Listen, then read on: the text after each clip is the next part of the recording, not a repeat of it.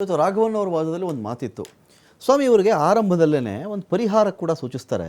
ಮುಡಾದವರು 3 ಲಕ್ಷ ಚಿಲ್ಲರೆನೋ ಎಷ್ಟೋ ಒಂದು ಪರಿಹಾರ ಆಯಿತು, ಆಮೇಲೆ 6 ಲಕ್ಷ ಕೂಡ ಆಯಿತು. ಇವ್ರು ನಿರಾಕರಿಸ್ಬಿಡ್ತಾರಲ್ಲ ಪರಿಹಾರಕ್ಕೆ.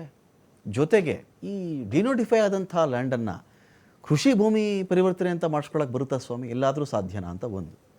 ಜೊತೆ ಇವರೇ ನಿಯಮಗಳು ಚೇಂಜ್ ಮಾಡಿಕೊಂಡು ನಮ್ಗೆ ಅಷ್ಟು ನಿವೇಶನ ಕೊಡಿ, ಇಷ್ಟು ನಿವೇಶನ ಕೊಡಿ ಅಂತೇನಾದರೂ ಅರ್ಜಿ ಹಾಕೊಂಡಿದ್ದಿದ್ರೆ ಮೊದಲು ನಿನ್ನ ಮಾಲೀಕತ್ವವನ್ನು ಸಾಬೀತು ಮಾಡುವಂಥ ಮುಡಾ ಅವ್ರಿಗೆ ಕೇಳ್ತಾ ಇತ್ತು. ಬಟ್ ಈ ಪಾರ್ವತಿ ಅವ್ರ ಕೇಸಲ್ಲಿ ಆ ಥರ ಆಗಲೇ ಇಲ್ವಲ್ಲ.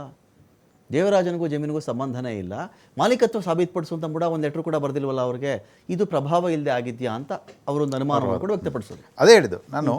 ಇವಾಗ ಈ ಅನುಮಾನವನ್ನು ವ್ಯಕ್ತಪಡಿಸಿದೆಯಲ್ಲ, ಅಂದರೆ ತನಿಖೆಗೆ ಅಷ್ಟೇ ಸಾಕು ಸ್ಯಾಂಕ್ಷನ್ ಕೊಡಲಿಕ್ಕೆ. ಓಕೆ, ಅಂದರೆ ನೀವು ಡೈರೆಕ್ಟ್ ಎವಿಡೆನ್ಸ್ ಬೇಕಾಗಿಲ್ಲ ಅಂತ ಆಯ್ತಾ. ಅದೇ ಅಭಿಷೇಕ್ ಮನು ಸಿಂಘ್ವಿ ಅವರ ವಾದ, ಅವರ ಕಕ್ಷಿದಾರರಿಗೆ ತಕ್ಕನಾಗೆ ಅವರು ವಾದ ಮಂಡಿಸಿದ್ದಾರೆ. ನೀವು ಹೇಳೋ ರೀತಿ ಕರೆಕ್ಟೇ. ಹೌದು, ಒಂದ್ಸಲ ಅಲಿಗೇಷನ್ ಬಂತು ಅಂದರೆ ನೀವು ಮುಖ್ಯಮಂತ್ರಿ ಮೇಲೆ ನೀವು ಸ್ಯಾಂಕ್ಷನ್ ಕೊಟ್ಬಿಡ್ತೀರಾ? ಓಕೆ, ಅವರೊಬ್ಬ ರಾಜ್ಯದ ಮುಖ್ಯಮಂತ್ರಿ. ಇದೇ ರೀತಿ ರಾಜ್ಯದಲ್ಲಿ 6 ಕೋಟಿ ಜನಸಂಖ್ಯೆ ಇದೆ. 1 ಕೋಟಿ ಜನಸಂಖ್ಯೆ ದೂರು ಕೊಡ್ತಾರೆ ಮುಖ್ಯಮಂತ್ರಿ ಮೇಲೆ. ಹಾಗಾದ್ರೆ 1 ಕೋಟಿ ಕೇಸು ನೀವು ರಿಜಿಸ್ಟರ್ ಮಾಡ್ಲಿಕ್ಕೆ ಬಿಡ್ತೀರಾ? ಓಕೆ. ಸೊ ಒಂದು ಲಿಮಿಟ್ ಇರಬೇಕು. ನೀವು ಅಟ್ಲೀಸ್ಟ್ ಒಬ್ಬ ವ್ಯಕ್ತಿಯ ಮೇಲೆ ನಾನು ಸ್ಯಾಂಕ್ಷನ್ ಕೊಡ್ತಾ ಇದ್ದೀನಿ ಅಂತಂದರೆ ಆ ವ್ಯಕ್ತಿ ಯಾರು, ನಾನು ಸ್ಯಾಂಕ್ಷನ್ ಕೊಟ್ಟರೆ ಆ ವ್ಯಕ್ತಿ ಮೇಲೆ ಬೀಳ್ತಕ್ಕಂಥ ಪರಿಣಾಮ ಏನು, ಅದರ ಗಂಭೀರತೆ ಏನು, ಅದರಿಂದ ಸರ್ಕಾರಕ್ಕೆ ಆಗಂಥ ನಷ್ಟ ಏನು, ಮತ್ತು ಅದರಿಂದ ಜನಗಳಿಗಾಗಂಥ ನ್ಯಾಯ ನಷ್ಟ ಏನು. ಒಬ್ಬ ಮುಖ್ಯಮಂತ್ರಿ ಅಥವಾ ಉಪಮುಖ್ಯಮಂತ್ರಿ ಇದೇ ಕೋರ್ಟು ಕಾನೂನು ಕಟ್ಟಲೆ ನೀವು ಕೂತ್ಕೊಂಡ್ರೆ ಸ್ಯಾಂಕ್ಷನ್ನು, ಇನ್ವೆಸ್ಟಿಗೇಷನು, ಎನ್ಕ್ವೈರಿ ಅಂತ ಹೇಳ್ಬಿಟ್ಟು ಅವನು ರಾಜ್ಯದ ಕೆಲಸ ಯಾವಾಗ ಮಾಡ್ತಾರೆ? ಜಸ್ಟಿಸ್ ನಾಗಪ್ರಸನ್ನ ಅವರು ಇದ್ರ ಮಧ್ಯೆ ಒಂದು ಪ್ರಶ್ನೆ ಕೇಳ್ತಾರೆ. ಇದೇ ರಾಘವನ್ ಅವ್ರಿಗೆ, ಇವರೊಬ್ಬರೇನೇನ್ರಿ ಅರ್ಜಿ ಹಾಕೊಂಡಿದ್ದು? ಇವರೊಬ್ಬರಿಗೇನ ಸ್ಯಾಂಕ್ಷನ್ ಮಾಡಿರೋದು ಮುಡಾ? ಈ ಅರ್ಜಿ ಹಾಕಿದವ್ರು ಇವರೊಬ್ಬರೇನಾ ಅಂತ ಕೇಳ್ತಾರೆ. ನನ್ನ ಹತ್ರ ಅದ್ರ ಬಗ್ಗೆ ಮಾಹಿತಿ ಇಲ್ಲ ಸ್ವಾಮಿ, ಅದ್ರ ಬಗ್ಗೆ ನನ್ನ ಹತ್ರ ಮಾಹಿತಿ ಇಲ್ಲ ಅಂತಾರೆ. ಇದು ಹೇಗೆ? ಅಕಸ್ಮಾತ್ ಅನೇಕರು ಅರ್ಜಿ ಹಾಕಿ ಅನೇಕರಿಗೆ ಬದಲಿ ನಿವೇಶನ ಸಿಕ್ಕಿದ್ದಿದ್ರೆ ಅದು ಓಕೆನಾ? ಅಂದ್ರೆ ನೀವು ಯಾಕೆ ಬೇರೆಯವ್ರ ಮೇಲೆ ಆಕ್ಷನ್ ತಗೊಂಡಿಲ್ಲ? Only why are you targeting Siddaramaiah? That's what that is the intent. Okay, ಅಂದ್ರೆ ಅದ್ರ ಬಗ್ಗೆ ನಮ್ಮ ಹತ್ರ ಮಾಹಿತಿ ಇಲ್ಲ ಅಂತಾರೆ. ಅದ್ರ ಬಗ್ಗೆ ಮಾಹಿತಿ ಇಲ್ಲ, ಕರೆಕ್ಟ್. ಯಾಕಂದ್ರೆ ನನ್ನ ಆಸಕ್ತಿ ಬರೀ ಸಿಎಂ ಮಾತ್ರ ಅಂತ ಆಸಕ್ತಿ ಇಲ್ಲ. ನಿನಗೆ ಆರ್ಗ್ಯುಮೆಂಟ್ ಮಾಡಕ್ ಕೊಟ್ಟಿರೋದೇ ಎಷ್ಟು. ಓಕೆ, ನಿನಗೆ ಬೇರೆ ಕೇಸ್ ಬಗ್ಗೆ ಆರ್ಗ್ಯುಮೆಂಟ್ ಮಾಡಕ್ ಕೊಟ್ಟಿಲ್ಲ, ನಿನಗೆ ಈ ಕೇಸ್ ಬಗ್ಗೆ ಆರ್ಗ್ಯುಮೆಂಟ್ ಮಾಡಕ್ ಕೊಟ್ಟಿದ್ದಾರೆ. Whether the sanction given by the governor is correct or not, you have to argue ಅಷ್ಟೇ. ಓಕೆ. ಆದರೆ ಈ ಇನ್ವೆಸ್ಟಿಗೇಷನ್, ಈ ಕೇಸಲ್ಲಿ ಗವರ್ನರ್ ಆದೇಶವನ್ನು ನಾವು ಚಾಲೆಂಜ್ ಮಾಡಿರ್ತಕ್ಕಂಥ ಪಿಟಿಷನಲ್ಲಿ can I see all history of MUDA and say and give judgment? Okay.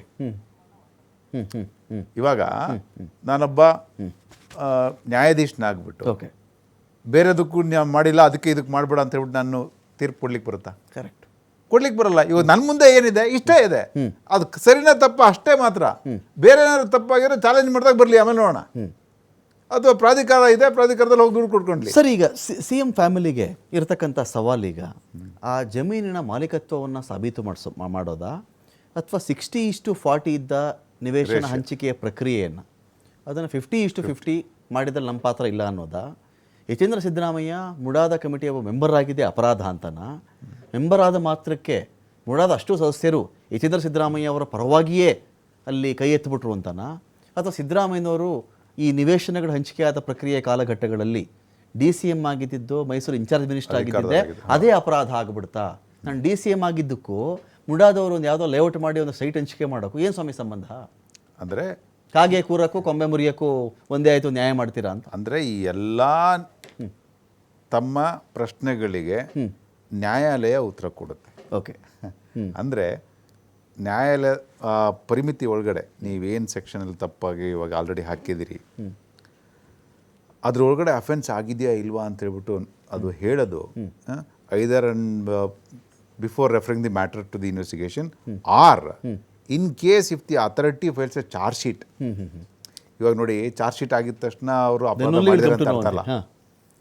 Even ಇನ್ವೆಸ್ಟಿಗೇಷನ್ಗೆ refer ಮಾಡಿದ ತಕ್ಷಣ ಅಪರಾಧ ಆಗಿದೆ ಅಂತಲ್ಲ. ಎಷ್ಟೋ ಕೇಸಲ್ಲಿ ಬಿ ರಿಪೋರ್ಟ್ ಆಗಿದೆ. ಓಕೆ. ಸೊ ಎಷ್ಟೋ ಕೇಸು ಅಕ್ವಿಟಲ್ ಆಗಿದೆ. ಅಕ್ವಿಟಲ್ ಆಗಿದ್ದ ಮಾತ್ರಕ್ಕೆ ಅವರು ತಪ್ಪು ಮಾಡಿದ್ದಾರೆ ಅಥವಾ ತಪ್ಪು ಮಾಡಿಲ್ಲ ಅಂತ ಅರ್ಥ. ಮುಖ್ಯಮಂತ್ರಿಗಳಿಗೆ ಇರಬಹುದಾದ ಆತಂಕ ಏನು ಅಂತ ಹೇಳಿದ್ರೆ, BJPಯೇತರ ಸರ್ಕಾರಗಳಲ್ಲಿ ಎಲ್ಲ ರಾಜ್ಯಗಳಲ್ಲೂ ಕೂಡ ಗವರ್ನರ್ನ ಯೂಸ್ ಮಾಡ್ಕೊಂಡು ಇದೇ ಕೆಲಸ ಮಾಡ್ಕೊಂಡು ಬಂದಿದ್ದಾರೆ, ನನ್ನನ್ನು ಇದಕ್ಕೆ ಸೇರಿಸ್ತಾ ಇದ್ದಾರೆ ಎಂದು ಅವ್ರ ಆತಂಕ ಇದ್ದಿರಬಹುದು ಅಂತ. ಅಲ್ಲ, ಆತಂಕ ಅವ್ರಿಗೆ ಇದ್ದೇ ಇರುತ್ತೆ ಮುಖ್ಯಮಂತ್ರಿ. ನೋಡಿ, ಯಾವುದೇ ವ್ಯಕ್ತಿ ನಿಮಗೆ ನಿಮ್ಮ ಮೇಲೆ ಒಂದು ಡಾಕ್ಯುಮೆಂಟ್ ಇಲ್ಲ, ಅಂದರೆ ನೀನು ಒಂದು ಮೀಟಿಂಗಲ್ಲಿ ಭಾಗವಹಿಸಿದ್ದೆ, ನಿನಗೆ ನೀನೇ 50-50 ರೇಷನ್ ಹಂಚ್ಕೊಂಡೆ, ಬರ್ಕೊಂಡೆ, ನಿನಗೆ ನೀನೇ ಅಲಾಟ್ ಮಾಡ್ಕೊಂಡೆ, ನಿನಗೆ ಬೇಕಾದಂಥ ಏರಿಯಾದಲ್ಲಿ ಸೈಟ್ನ, ನೀನೇ ಅಧಿಕಾರದಲ್ಲಿದ್ದೆ, ಆ ಥರ ತೋರಿಸ್ಲಿಕ್ಕೆ ಯಾವುದೇ ರೀತಿ ದಾಖಲಾತಿ ಇಲ್ಲ. ಓಕೆ. ಇದುವರೆಗೂ ಮುಖ್ಯಮಂತ್ರಿ ಮೇಲೆ ಯಾವುದೇ ರೀತಿ ಕಪ್ಪು ಚುಕ್ಕೆ ಆಗಲಿ, ಅವರ ರಾಜಕೀಯ ಇತಿಹಾಸದಲ್ಲಿ ಒಂದು ಕಪ್ಪು ಚುಕ್ಕೆ ಇಲ್ಲ. ಓಕೆ.